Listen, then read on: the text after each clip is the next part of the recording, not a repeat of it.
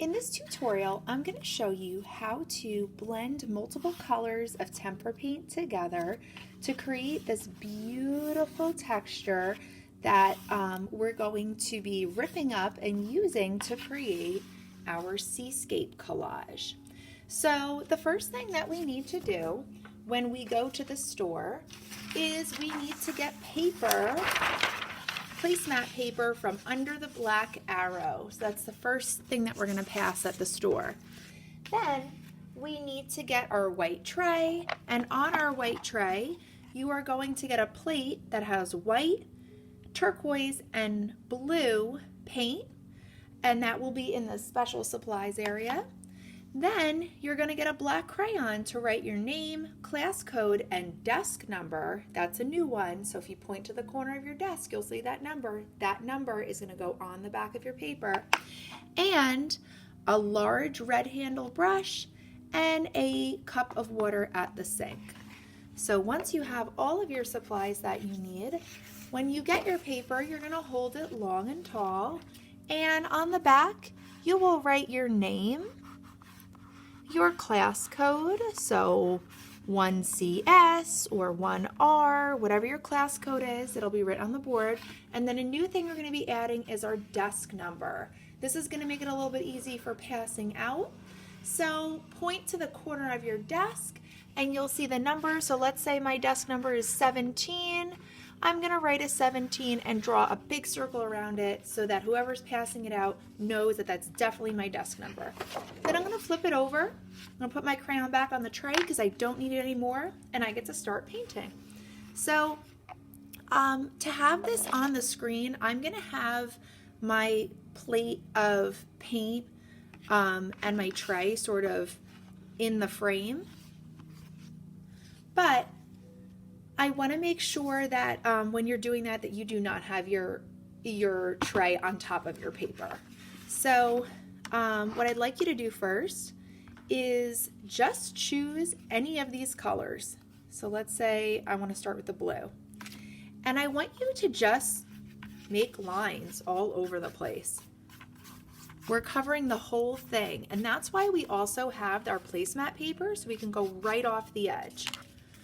Okay, then I can choose to wash my brush to change colors, or because I'm blending, I can get a little bit more. Now, you'll notice that I have my paintbrush just, the paint is just on the tip. It doesn't go to the gold part, or the ferrule, that's called.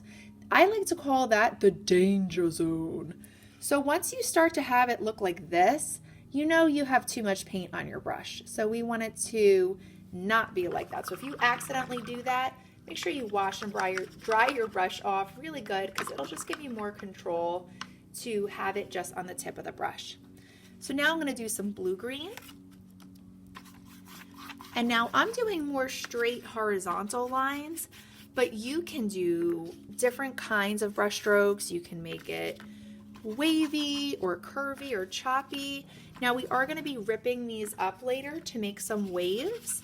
But any experimenting that you want to do with color blending or line textures is just fine by me. All right, so we're covering all the paper, the whole thing. And it's okay that I'm going off the edge.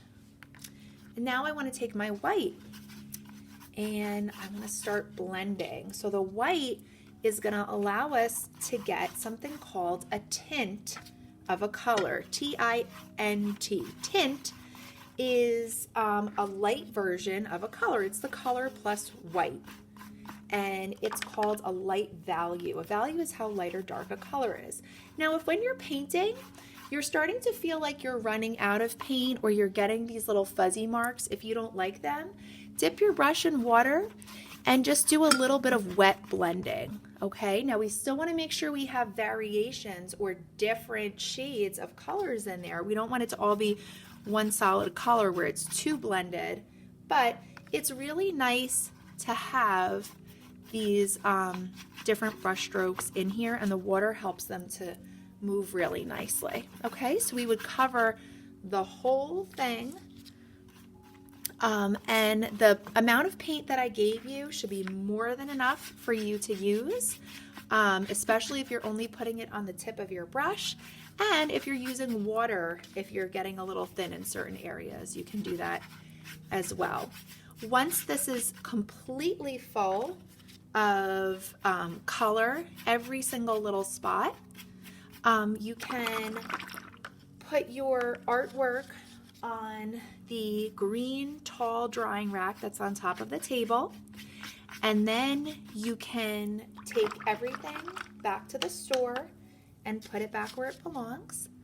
And this will dry out and be ready for our next step, which is when we will tear it and turn it into beautiful waves in our next tutorial.